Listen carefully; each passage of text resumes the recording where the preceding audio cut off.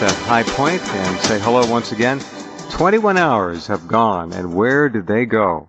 Wow, are they busy? Busier than ever. I hope you had a great day today. We have a terrific program for you tonight, as we always try to do. Quite a change of pace from last night. We have two of America's foremost, finest, truly patriotic and brilliant journalists on tonight. Michael Collins Piper up first. Later on tonight, Tom Flacco joins us. Michael Collins Piper has been on this program before. His visits are not often enough to suit a lot of you and me, but he is extremely busy, and we're very honored to have him back tonight. He has a new book out called The New Jerusalem, Zionist Power in America. There's that word again, Zionist, Zionism. A lot of you don't know quite what it means. We're going to explore that in some detail. Let me read a little bit of a description from the new book for you to give you an idea. The New Jerusalem, Zionist Power in America is an eye-opening, I think that's conservative, it's a mind-boggling, inside look at the American Zionist elite today. The most thorough, fact-filled, let me say that again, fact-filled, comprehensive, up-to-date overview on the subject yet published. This is it, folks. This is absolutely indispensable reading. Here, between two covers for the first time, is hard data and information. No speculation, none of that stuff. Taken primarily from mainstream pro-Zionist sources relating to the power of the Zionist elite in America today. This one-of-a-kind survey does not focus on the Israeli lobby or on the historic role of the Zionists and intrigues of the past. There are lots of books, and some very good books, on those subjects. Instead, the New Jerusalem examines in stark detail the incredible array of wealth and clout, if not overwhelming power, of the American Zionist community, demonstrating beyond any question, that the Zionists undeniably constitute the power elite in the United States today. Folks, they control things here. And we're not just referring to their well-known influences over the American mass media. A lot of folks have written about that. Instead, The New Jerusalem by Michael Collins Piper goes much, much farther. For the average individual, to assemble this information would cost hundreds, if not thousands of dollars and dozens of hours of research, to put it mildly.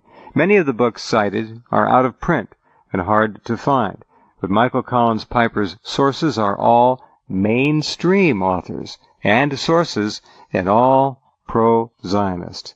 This is an invaluable resource volume you'll refer to time and time again in debating with friend and foe alike, writing letters to the editors of local newspapers, calling radio talk shows, and in the course of research. Here are just some of the highlights of this book. There's a little bit more here. I want you to listen carefully.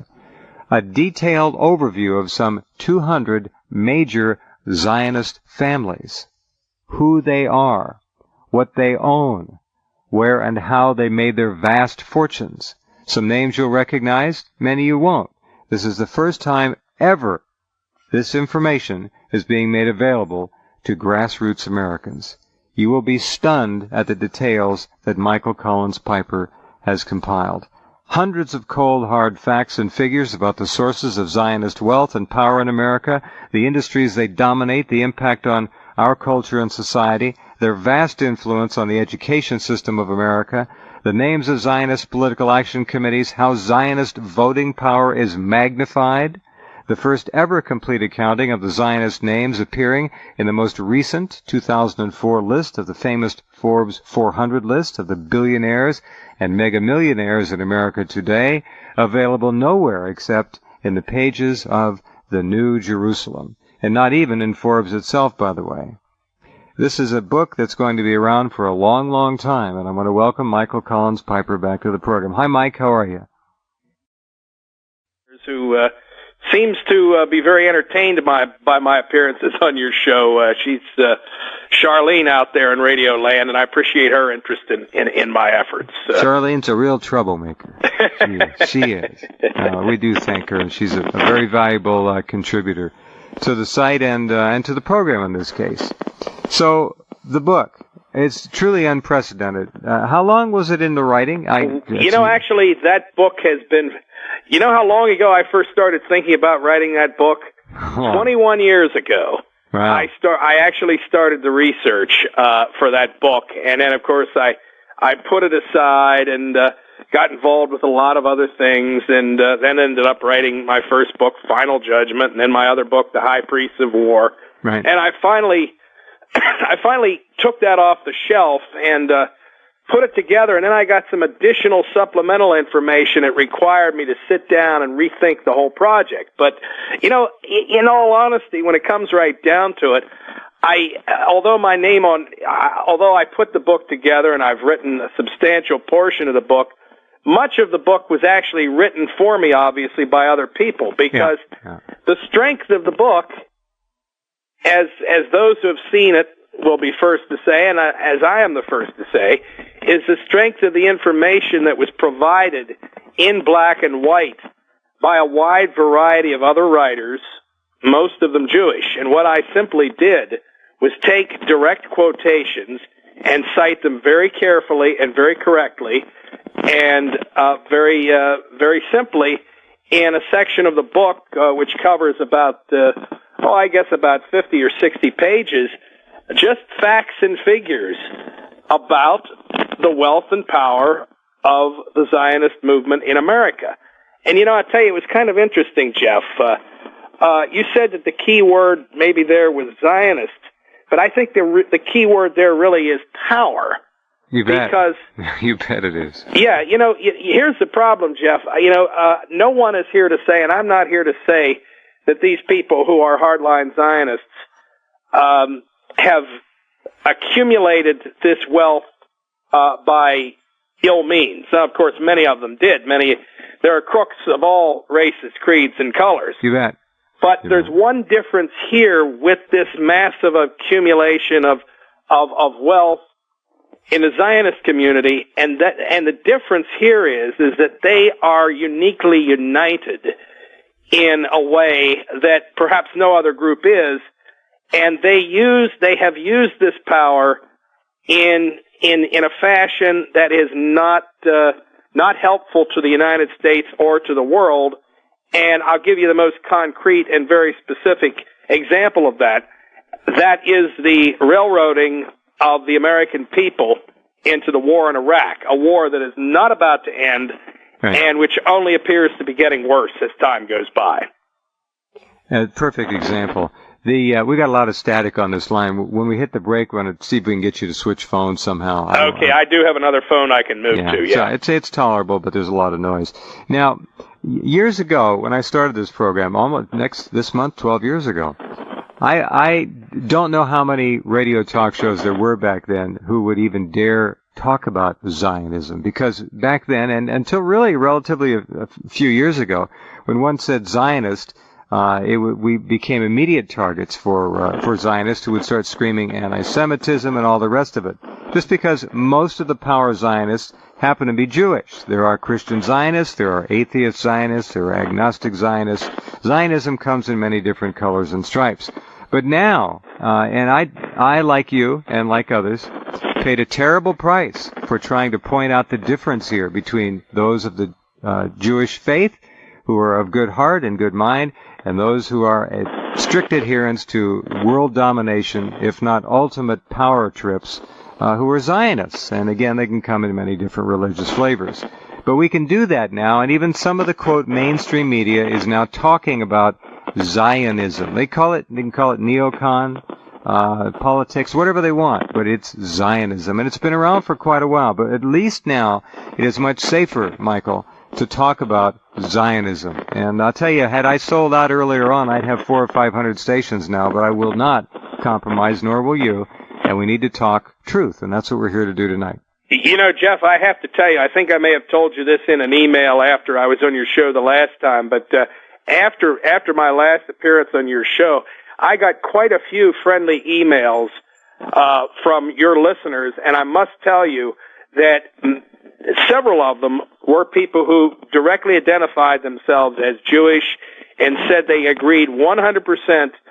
Well, I shouldn't say that. That's maybe a misstatement. Let's put it this way, that they were in large agreement with virtually everything that you and I said in the course of the discussion, and that they, too, shared our concerns about growing Zionist power in this country and the fashion in which that power has been misused. It has been misused. And I appreciated those emails very much. Yeah, and I get them here too, and God bless all of you people of all religions for seeing this as it really is. All right, we'll be right back with Michael Collins Piper in just a minute.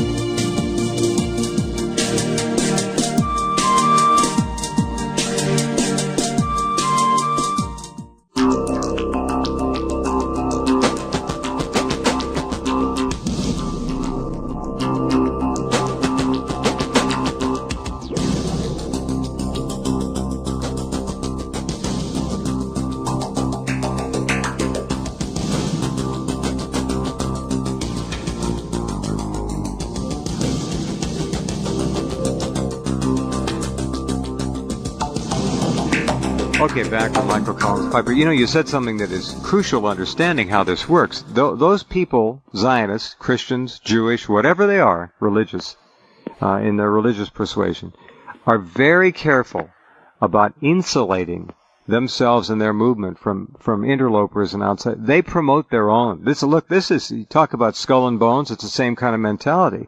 You're either one of them and you get in, you advance, or you don't, and that's it. They consolidate their power. It's old. It's nothing tricky about it, Michael, but they're ruthless about it.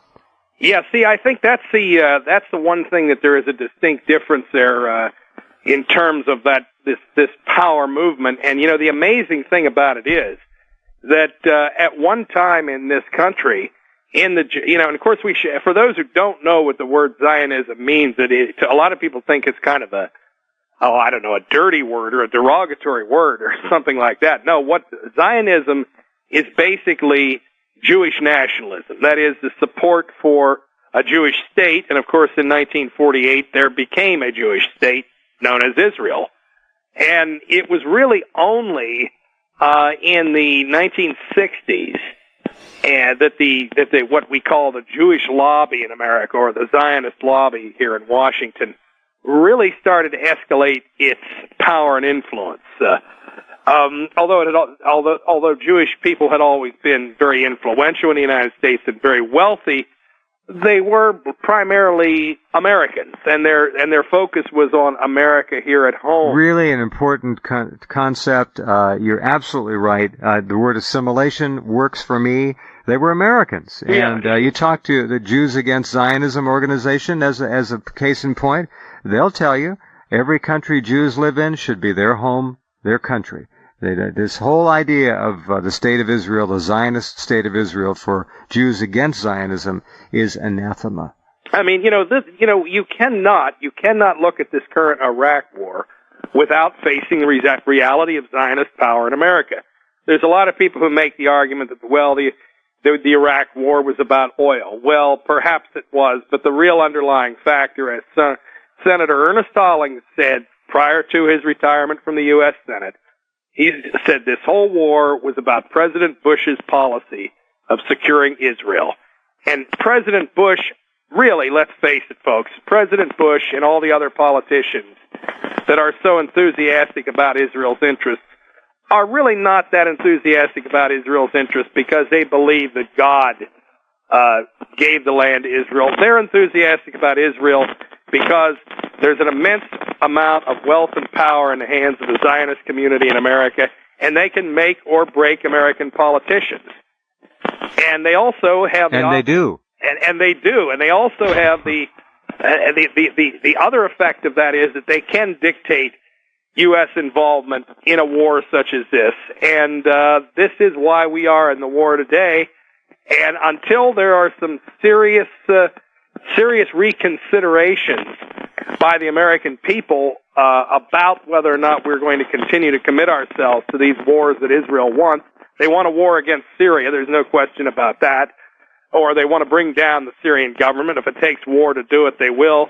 if it involves an attack on Iran, they're all in favor of that. I just saw Richard Pearl, one of the leading pro-Israel neoconservatives, say that if it's necessary for the United States to attack Iran, well then, by God, let's do it. I'm paraphrasing him, of course. Well, yeah, that's what the man's been saying in so many words. You're absolutely right. It is. You said the power of Zionism is such that it can dictate America's involvement in war. What another way to say that is it can order America to go to war, basically, and that's what it did. Yeah, and what's so interesting about it, it's kind of interesting is that amazingly, it's not necessarily the government of Israel telling the United States to go to war for its defense or in its interests, but it's the powerful Zionist lobby in America backed up by billions and billions of dollars in the hands of strongly committed Zionists who bundle their campaign contributions to select politicians. Oh, they bought and sold so many American politicians you can't even count. And this is what it's all about. I mean, and it's interesting, as I point out in the book, and as I know it's no secret to you or many of your listeners, Webster's dictionary has now changed the definition of anti-Semitism. It used to be anti-Semitism was, hatred of Jewish people, basically. Right. Today they say that anti-Semitism includes sympathizing with critics of Israel. In other words, sympathizing with the Palestinian people. Oh, really? Yeah, the dictionary definition has been changed. The official Webster's dictionary. Yeah, Webster's goes in the trash can real quick. I mean, but see, so that's the amazing thing about it. That now, for years, there were many people who were critics of Israel who were absolutely quick to rush forward and say, well, I'm not anti-Semitic, but I'm a critic of Israel. Well, now that explanation, according to the dictionary, still means that they're anti-Semitic, which is, I mean, talk about Orwell. It's like you're damned if you do and you're damned if you don't. Right. But, I guess, Jeff, the way I look at it now is that, I've been called so many things over the years, and I know that my critics will always continue to call me names. They can go ahead and call me anything they want because I'm going to just keep on doing what I'm doing and just putting facts out there.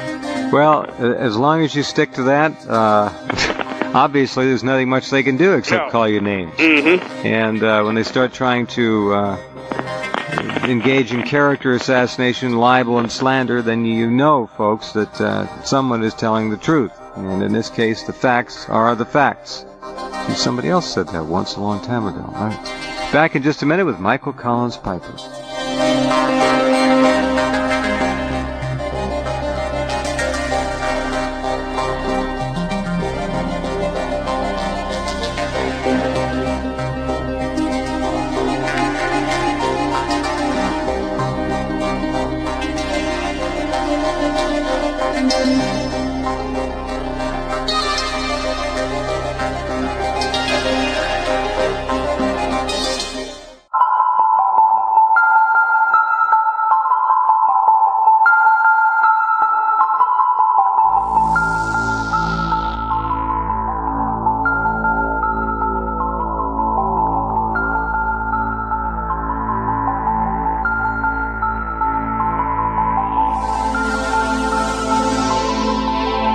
Let's get right back to Michael Collins Piper. I don't know if you caught this story from Citizens for a Legitimate Government, came out day before yesterday.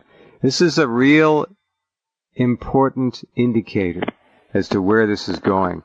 The fake war on terrorism is beyond embarrassing. I mean, there are no terrorists except those that the Bush administrations have created through their policy of genocide, basically. Here's the story. After terrorism, the U.S. may take on extremism. The Bush regime is currently reviewing anti-terrorism policies and plans to look beyond al-Qaeda. I guess in so many words, call the Bush administration then to focus on extremism as the next big war. Now that's thought control, folks. It's nothing less than mind control. Extremism. What a subjective term. Who's deciding what extremism is? Where's the line? Where do you step across the line? If you say one extra word in a sentence or a paragraph, are you an extremist? This is really going to hell in a handcart, and it's going very, very fast. And Zionists are at the controls of it all. Believe it. Go ahead, Michael. Well, I tell you, of course, I have been called an extremist, and being a writer and an editor, I've always been fascinated by the misuse of the language, particularly by the Zionists and by being raped. Yes, and by people by the Bush administration itself. They've turned patriotism on its head, and now the people who for years considered themselves very strong patriots, like myself, are now being called anti-patriotic and un-American. Because when they did that, excuse me, the classic example was the Oklahoma City bombing. They turned the word patriot into the dirtiest word in the English language in the American mass media within weeks after that, if not days. Patriot meant the enemy. Patriots blew up the building. And then patriotism came back in the last couple of years, enjoyed a renaissance, as it were. But now you're right. They're right back at it again. Yeah, it's, I always like to tell the story that, like roughly 25 years ago, one of my teachers in high school, 25 or 30 years ago, one of my teachers in high school wanted to defame me to several other students, and he referred to me as a quote-unquote flag-waving super patriot. Well, now I'm being called unpatriotic and un-American. So, and the funny thing is, my views really haven't changed, at least as far as U.S. foreign policy and global imperialism are concerned. And yet, for holding the same views that I hold today, I'm being defamed. I mean, for years, the Anti-Defamation League called me a right-wing extremist. Well, I was on a radio talk show recently attacking the pro-Israel policies of the Bush administration, and a Bush supporter called in and called me a leftist.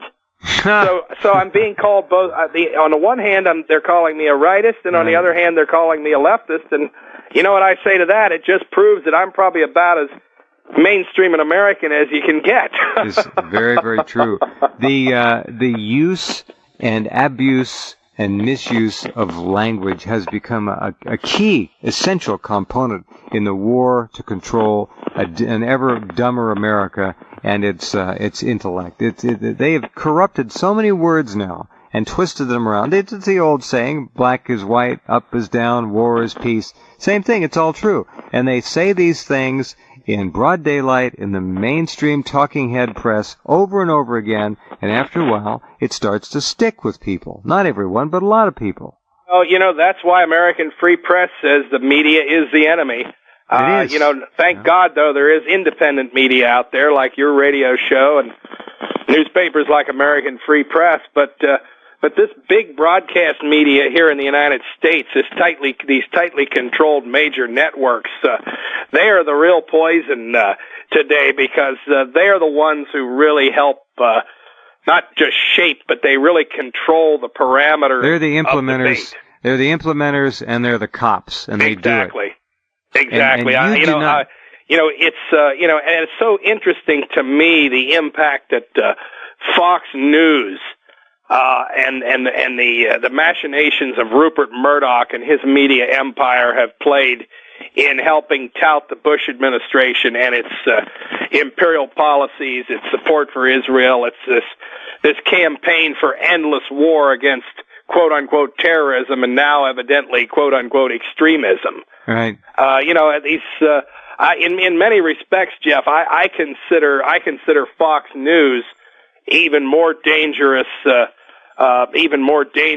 the other quote-unquote liberal networks, or than the liberal networks, because what Fox has done is package this neoconservative pro-Israel internationalist ideology in kind of a form of entertainment, using colorful figures like Bill O'Reilly and Sean Hannity and all the other goblins. It's a tabloid, is what it is. Exactly. And as I always say, it's kind of funny, for years and years, a lot of Americans didn't like the garbage that was appearing on the three major liberal networks. And now, the funny thing is, if you look at Fox News, I love to point this out. If you look at Fox News and then you look at the programming, the entertainment programming on the Fox network, it's as much garbage as anything you're going to find anywhere else. You bet. I don't watch it. I haven't watched television in 18 years, to tell you the truth. Well, you're probably better off, John. I know I am. If I'm in a store or an office or something, there's a TV on, I look at it, and I just shake I can't believe what I'm seeing. It's just amazing. Yeah, it is. It's amazing. It's amazing as to what. And I tell you, it's even watching the programs, the drama programs. They always, the villains invariably are quote unquote patriots, or people what used to be called patriots, and now we're unpatriotic. So, not surprised to hear it. Sure, and then of course the white American male is portrayed as a wimp, a weak, subservient type. The feminist roles are there. It's all brainwashing. You can ask the average person, you watch this, it's going to impact. No, it doesn't. I just watch it for entertainment. No, it doesn't work that way. When you stare at that tube, you go into an altered state, and all those images, all those messages, those new word usages go right into your subconscious, and they stay there. And they're there. It's absolutely amazing as to the impact that it's had on our society. It's the most vicious weapon ever turned loose on humankind. And one more thing, forgive the interruption again, but the Chinese, did you know this? They had a goal. They know how to control people. They learned the lesson. It's television, and their goal was a television in every single residence in China by the year 2002, and I think they made it. That's the control mechanism. That's it. Fascinating. They know. Now they've got it controlled. So there you go. Hold on, we'll be right back, and we're going to learn more about Michael Collins Piper's new book. It is extraordinary and extremely important. Back in just a minute.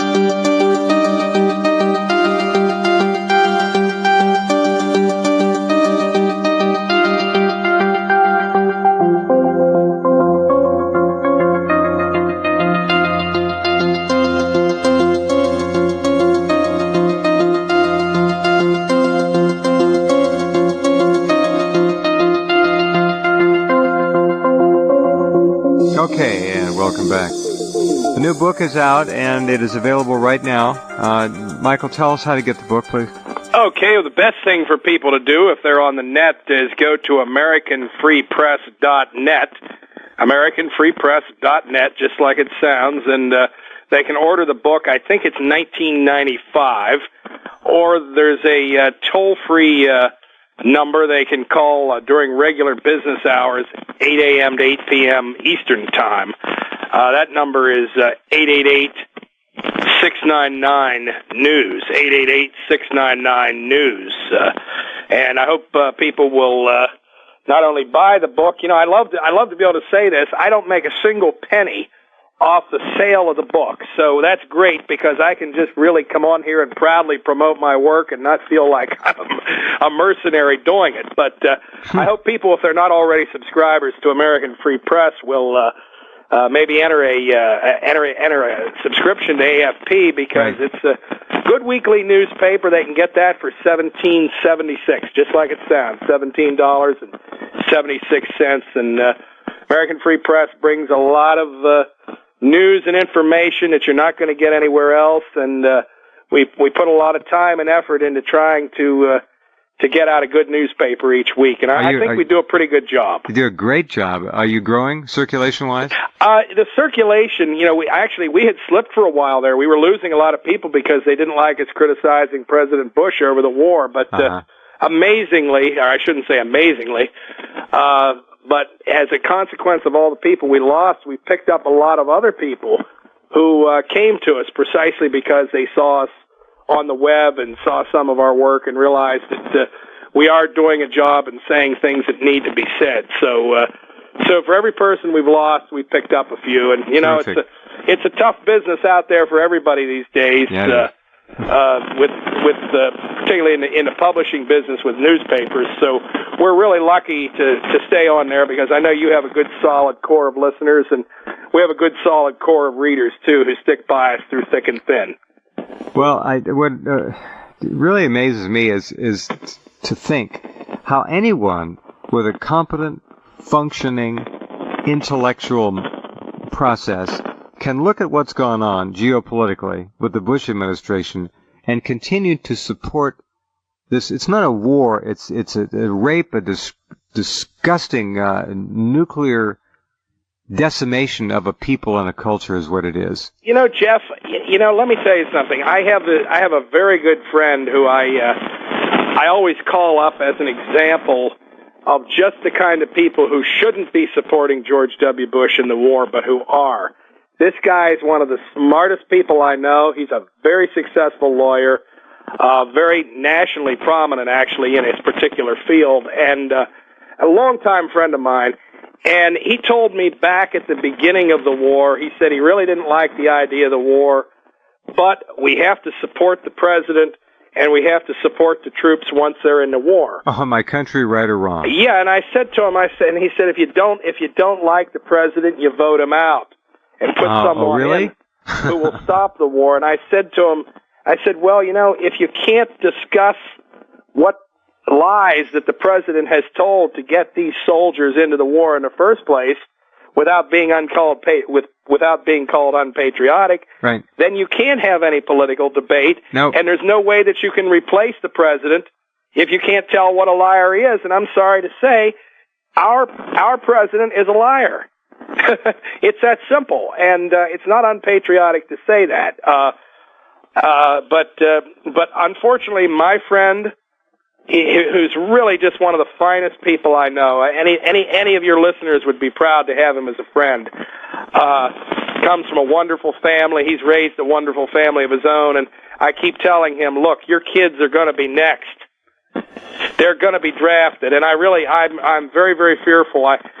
I see that the way that the military is being covered now in the Washington Post and the Washington Times here in Washington, and this is where it really counts. And the papers are constantly filled with articles and editorials and op-ed pieces saying we're running out of men. We've got a shortage of. We're getting short on troops. Now, how do you fill up that shortage, Jeff? I mean, it's a very frightening answer. Yeah, well, maybe that's what it'll take for your friend to wake up, having one of his kids, God forbid, come home in a coffin. Yeah, this is what worries me because, I'll tell you what, I'm going to make a prediction, Jeff, and I hope we haven't ended up in the gulag. Actually, right now, Jeff, if I could press a button, I would stop everything the United States is doing in Iraq and obviously put an end to all this and bring all Afghanistan all these American kids home. Right. But I can't press that button, and it ain't going to happen. And you can't do it at the ballot box anymore. No, and you can't do it at the ballot box. But my prediction is this, that within about 5 years, we are going to have a great rumbling of discontent in America as a direct consequence of the Iraq War, and some of the most eloquent, outspoken, good patriots who will be leading that criticism are going to be top-ranking U.S. military men and just basic Army grunts who came back without arms and legs and eyes, who are still alive and who are able to speak out. And when that finally happens, there is going to be a mighty reckoning. There will be a mighty reckoning. Well, a lot of people hope so. I believe that. I see positive, as tragic as this war is, I see positive things coming out of it. I mean, even I mean, even right now, Jeff, of course, we have there's a faction in the FBI who managed to keep alive this investigation of AIPAC, the registered lobby for Israel. And it's interesting. Apparently, this investigation, word about this investigation, was deliberately leaked by supporters of Israel in hopes that there would be then public pressure shut it down. to shut it down. Yeah.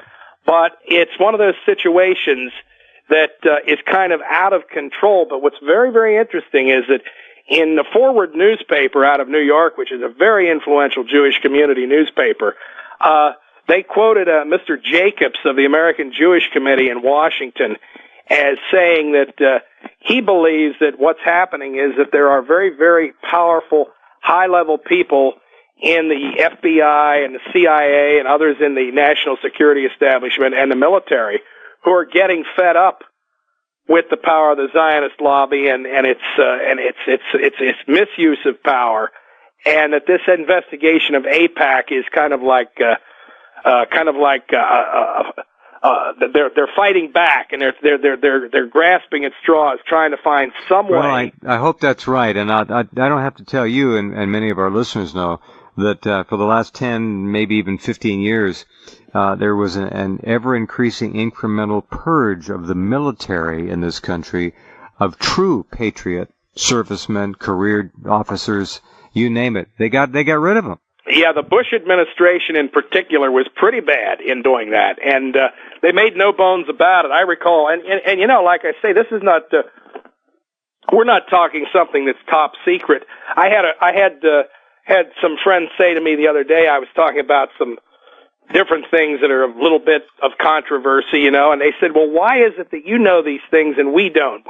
Why do you have these secret sources? And I said, none of these sources are secret. Most of the information I get, I can find just by very carefully reading the final paragraphs of a big long story in the Washington Post. Yep. I mean, and it was on the front page of the Washington Post a few years ago, and I pointed this out in my other book, The High Priests of War, that there was literally a plan to cut off heads, to make heads roll in the military for anyone who was suspected of dissenting against the Bush plan to go into war in Iraq. Yep. And that's the bottom line. What people always seem to forget, that the people who were pushing for Iraq, for the Iraq War, it was not the military. It was these civilian armchair, quote-unquote, intellectuals, these neoconservatives, many of them Jewish, not all of them, but many of them Jewish, and certainly all strong supporters of Israel. And that's why, as I say, it comes back to what we started off with, that there's this ongoing misuse of power by people who have such immense power that anyone who dissents against them really takes very strong career risks and professional risks. I mean, I have the luxury of being able to speak out because I happen to work for a newspaper, an outspoken newspaper, but there's a lot of good people out there who are doctors and lawyers and, accountants and things like that who share my views and my concerns and certainly yours. And they're in a position where if they were to speak out too loudly, too publicly, they could have their heads cut off. You got it. It's all, and here's the thing, Jeff, this is what I really see. As much power as the Zionist movement has in America, much of that power, very real though it is actually a lot of bluff and bluster in a certain fashion, because they are so accustomed to shouting down their critics. They've got their phone trees, they've got their press plants, they can do anything they want. The bullying and the shouting and the screaming is so intense that a person is exposed to it just briefly and immediately wilders. They want nothing to do with it. It's an overwhelming but eventually assault. What's going to happen, especially I think, if this Iraq business gets worse, more and more people are going to say to hell with it and stand up and say something. Well, I've got my fingers crossed that you're 100% right. We fought a nuclear war in Afghanistan. We fought one under Clinton in Yugoslavia. We fought one in Iraq right now. These people are ruined. They're not ruined for this generation. They're ruined for dozens of generations to come. And all of you know, who listen to this program and read the American Free Press, that our men and women coming back from Iraq will be coming back irradiated. They'll be coming back on the verge of becoming sick, ill. Many of them will die. They'll spread it to their families because it'll be in their clothing. We're talking about nano-sized particulates of so-called depleted uranium. These are uranium weapons, and our troops breathe them just like the Iraqi women and children in the cities and villages over there. Be right back.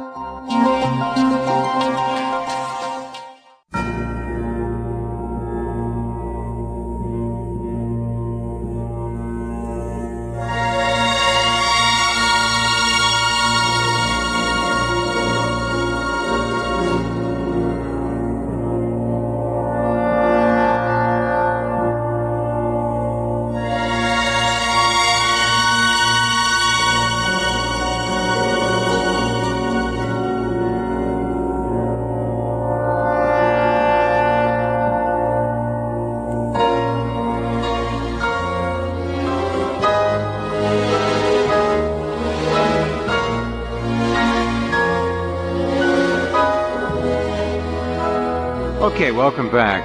Number 2, last half hour with Michael Collins Piper tonight. AmericanFreePress.net. I want you to go visit there. Click on that. Take a look at the stories. We have a lot at Rense.com. They've got a ton at AFP as well. You'll also see on the left-hand side the New Jerusalem, Zionist Power in America. That's the brand new book we're going to talk about in this half hour by Michael Collins Piper. It's loaded with facts, folks. There's no arguing with the truth. You can't do it. One thing that Mike mentioned in the last hour, you'll find down at the bottom of that homepage at AmericanFreePress.net is Uncle Sam wants addicts and misfits. And we're talking about the military, of course, and it is true. The U.S. military is headed for drastic drops in the quality of its troops and morale if current trends continue, and current trends, folks, will continue. So, yes, the draft is coming under one form or another. They're continuing to grind up American men and women over there at a rate that far exceeds and surpasses the official verdict in the media. What is it, 1,600 now, something dead? It's probably 6,000 or 7,000. We don't know. They lie. And when you say the president lies, President Bush doesn't just lie once in a while. President Bush lies all the time. It's structural to the presidency now, at least in terms of the Bush administration. I hear that man talk, and I don't know about you, I actually have to turn I can't listen to him, Mike. It bothers me that much. I agree with you completely, Jeff. In fact, people say to me, I've told different people, they've asked me if I watched the president on TV, and I say, no, I didn't. And they say, oh, you're supposed to be a reporter. You should be on top of these things. Well, no, what I do, I read the transcript the next day in the paper because I get so infuriated watching them on television that I don't want to throw something at my TV. My publisher calls me a rich and famous author, but I tell you, if I broke my TV, I couldn't afford to pay to get a new one. So, well, I hear you. Yeah, it's I tell you, this is the thing. Somebody recently wrote a book called "When Presidents Lie," and their whole theme is that lying more or less has become a part of the American presidency. But I think George Bush, he's taken it. I'm no fan of Bill Clinton, but I saw someone recently point out that the lie that Bill Clinton told about Monica Lewinsky didn't have the impact of killing 1,600 Americans like George Bush's lies about weapons of mass destruction in Iraq. And how many Iraqis? 100,000? Yeah, not to mention the Iraqis. God forgive me for not mentioning all those people, too. And we can't forget the Afghanis, all those poor people over there that have been slaughtered and are just Jeff, I was thinking on the break here, since 2003, I've had the fortune of being invited all over the world to speak. I would have never ever thought that was possible. When I was growing up, I went to Abu Dhabi in the United Arab Emirates. I went to Kuala Lumpur, the capital of Malaysia. Wow. I went to Tokyo, Japan. I've been all over Canada, I've been in Moscow, and I'll tell you the one thing that is common in all of those diverse places is that people there in all of those places, different cultures, different religions, as different can be, all of those people are cognizant of one thing that most Americans are unaware of, and that is the subject of the New Jerusalem, Zionist Power in America. Really? It's like everybody, and I had people. When I was in Malaysia, my host took me on a little tour of this wonderful historic port city, the port city of Malacca, a city that's been occupied by every Western European power that could occupy it. I've heard of it. Yeah. Yeah, and I had they have like a rickshaw there, and we toured around in rickshaws. And the rickshaw driver, when he asked me where I was from, I think he probably figured I was an American. And he said, "Sir," he says, welcome to Malaysia. He says, "I know you're an American," he said, "but I want to tell you something." He says, "I keep hearing the American media say that the rest of the world hates America." He said, "We don't hate Americans. We like Americans. A lot of us would move to America if we could." He says, "But we don't like your president. We don't like his Zionist advisors, and we don't like their policies." And that's if I were to die tonight, that's, I suppose, the one message that I would want to impart to anybody listening in here tonight who believes what President Bush says. I've never seen someone. I just saw something in the paper today. He was attacking Amnesty International for criticizing the treatment of the prisoners at Guantanamo, and right. The guy from Amnesty International came out and said, "Hey, look, whenever President Bush wanted to attack Saddam Hussein, he relied on our criticisms of Saddam Hussein. Now the president's turning around and saying we're not a reliable source." And that, again, it comes down to all these double standards and this bullying and this lying that we find so common in U.S. policy, particularly in the Middle East. Right. It's thuggery. Yeah, it's thuggery. That's a good word for it. And and this is the thing. People around the world don't hate the United States, but they hate what the people who run the United States are doing. And the people who run the United States are not the average American voter. No, they aren't. And the father of Malaysia, Mr. Mohammed, has spoken out very loudly and clearly about that. He knows, they know, and it's amazing to hear you say that. I'm not surprised. I'm glad to hear you say that the rest of the world, by and large, can see there's been essentially a coup d'etat here in this country. We've been overthrown to a large degree by a Zionist neocon minority. Very vicious, very ruthless, and very clever. And never forget that for a moment. Let's talk a little bit about the book.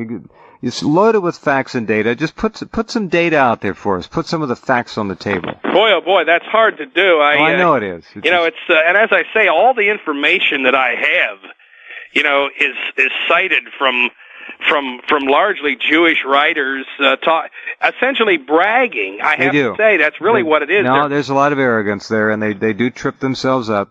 Yeah, and I'll tell you, I would say probably. I'll tell you what, the final quotation in the book, I'm going to read it. I hate to read things over the air, but I'm going to read it because it really summarizes it all.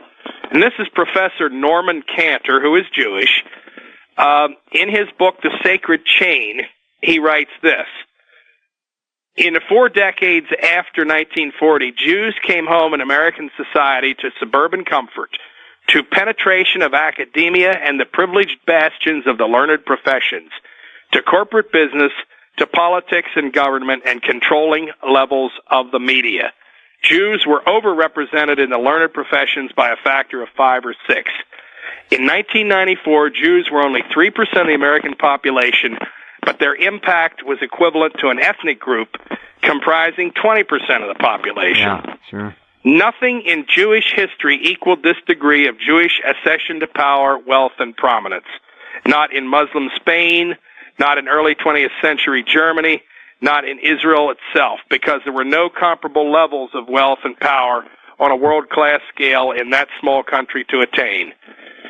So, here we have a Jewish academic basically saying, that Jewish power in the United States has reached its zenith, this incredible, immense power beyond anything in history, and that's really what we're talking about here, power. And that's the point you make in the book, and you it's not something you've cobbled together from here. These are mainstream people, very powerful people. Yeah, these are not anti-Semites, or these are not neo-Nazis. These are, and the thing about it is that, we have here's the thing, the Forbes 400 list, there's an incredible number of Jewish supporters of Israel on that list.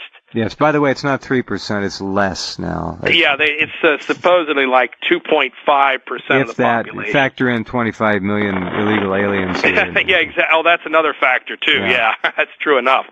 But what's very, very interesting is that if Forbes were to compile a list of the Forbes 800 or the Forbes 1000, you would probably, at that level, and this is pure speculation on my part, but I would say it's learned speculation based upon what I discovered in the process of writing this book. I think you would find that of the second 400, from the 400 to 800, you would probably find a substantial majority of them being people within the Zionist community.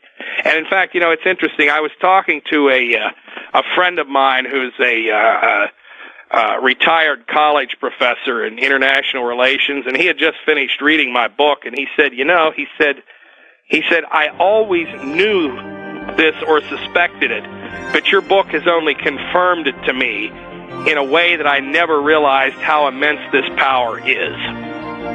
It is, and no discussion of American politics or world geopolitics, especially the Western world, can be even considered remotely credible unless this issue is taken on and introduced and put on the table in the beginning. That's correct. This is it.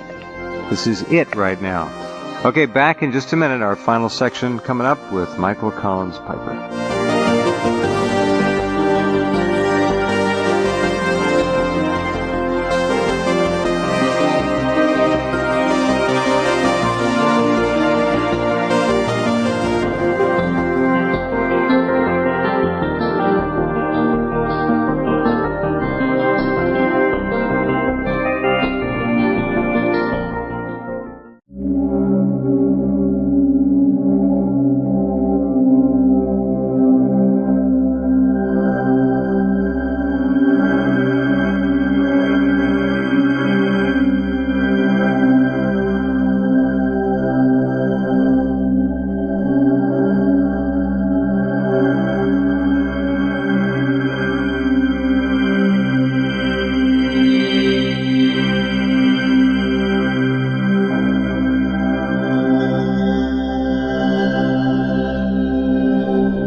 The new book is out, The New Jerusalem. This is a survey with nothing but facts. No speculation, no conjecture, no hearsay. Zionist Power in America. Michael Collins Piper. Okay, we just have about 5 minutes left, and we could talk for hours, but anything else you want to make sure we put out there? There is something I think that's very important, and it's kind of interesting that it came out just as I was wrapping up the book, and I added a more or less a closing chapter to the book, and it's regarding a new thesis that's being put forth by the Zionists and their propagandists in the media, and it came out in Commentary, the magazine of the American Jewish Committee. There's a writer named David Galerter, and basically he puts forth this thesis that if you are anti-Semitic or anti-Israel, you are therefore anti-American. Oh. Now, that is an astonishing equation, which is, of course, an absolute horrendous lie. Yep. And yet, this is the thesis that is being put out. You're seeing it more and more in the media, particularly here in the neoconservative Washington Times newspaper, and in all the output of the columnists think tanks and people that are associated with the neoconservative network, and really it's so horrendous, it's so extraordinary. But basically they're saying that and this is what Lerner says, that America and Americanism really represent Zionism, and that in effect that the United States is the real ultimate Zionist dream, that while the state of Israel, of course, is like the spiritual homeland for Zionism, amazing. The United States is Zionism. Talk about arrogance. It is arrogance, and it's very frightening arrogance, because it all comes back to what you were saying earlier, this new approach by the Bush administration to not just target Islamic terrorists or terrorists in general, but to target extremists. And of course, by their definition, of anyone who is a critic of the president. Anyone who disagrees. Anyone who disagrees is an extremist. Right, and think of all the Christian Zionists who will be the last to figure this whole game out, unfortunately. Yeah, but there are millions of them. Yeah, they have been led down a garden path that really is going to lead to their destruction, because they've proven to be, I'm sorry to say, and I hope this doesn't offend anybody out there, but they've proven to be useful idiots for the Zionist cause. Oh.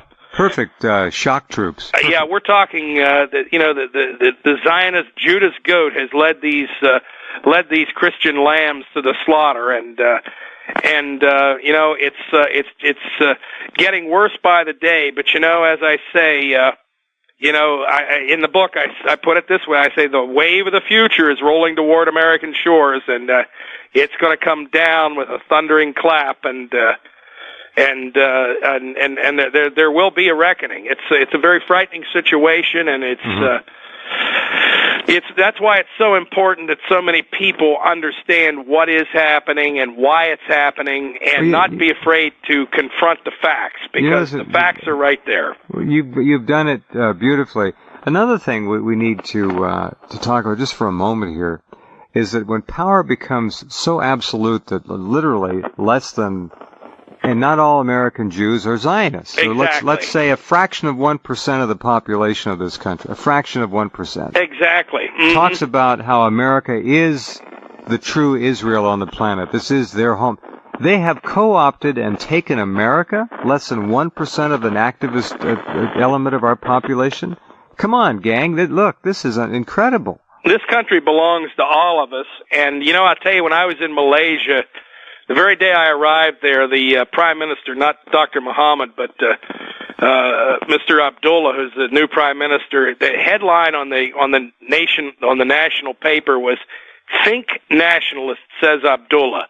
And the point of the speech that he had given, which they were quoting, was that Malaysia is a very ethnically diverse country with a lot of different minorities. Although Islam is a state religion, it's not.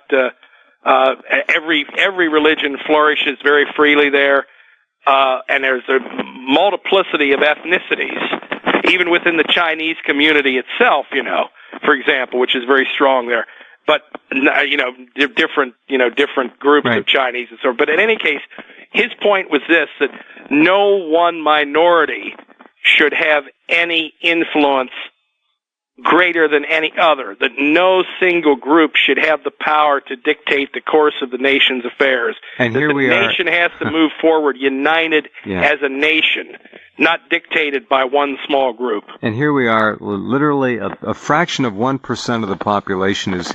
And remember, power corrupts absolutely, but beyond that, power is a drug. These people are so high on that power. It's got to be incredible. That's I have a quote from Harry Truman's private diaries in the book. And Harry Truman. If it wouldn't have been for Harry Truman, there might not have been a state of Israel. Really, I mean, he's the one who gave it the imprimatur. But in his own private diary, he said, and I'll quote: "The Jews have no sense of proportion, nor do they have any judgment on world affairs. When they have power, neither Hitler nor Stalin has anything on them for cruelty or mistreatment to the underdog." Wow. And that's a pretty harsh judgment from one of America's most beloved presidents in his private diary. Wow. What a way to end another great conversation. The door is always open here, my friend. Anytime at all. Just let me know. Jeff, absolutely. Always enjoy it, and we'll do it again soon. Thank you, I'll Mike. try to get a better phone next time. You're fine. We heard you loud and clear. Thanks. All right, that's good. Thanks again, Jeff. Thanks Okay. to all your listeners. Indeed. Good night.